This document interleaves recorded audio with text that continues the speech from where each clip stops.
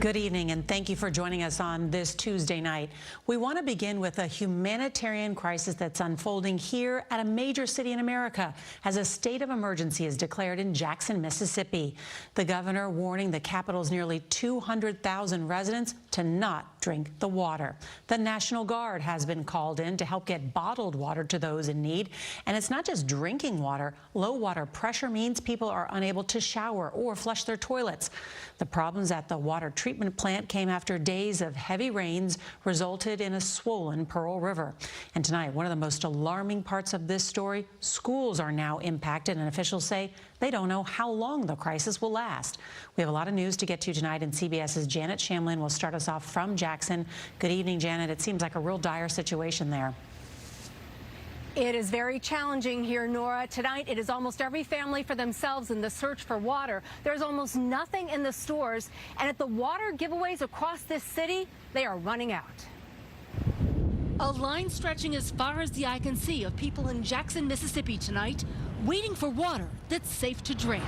Hey, how you doing? What do you want? The irony of it, too much water along Jackson's Pearl River after a storm contributed to the collapse of the city's aging water system. How long have you been in line here? About 2.5 hours. Now there's a state of emergency affecting as many as 180,000 people. The water is not safe to drink, and I would even say it's not safe to brush your teeth with.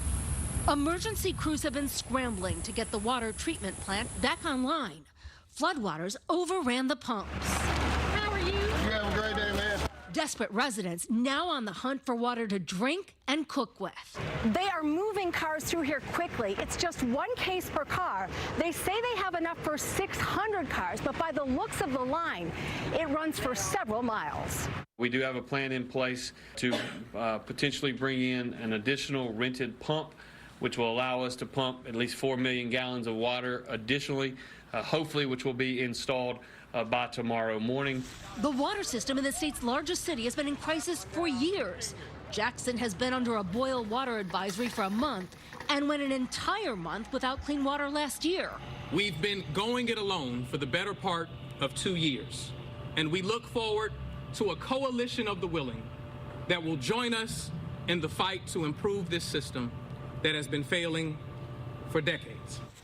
Tonight, the people who call Jackson home are paying the price. It affects quality of life, especially for someone like me. I have major health problems.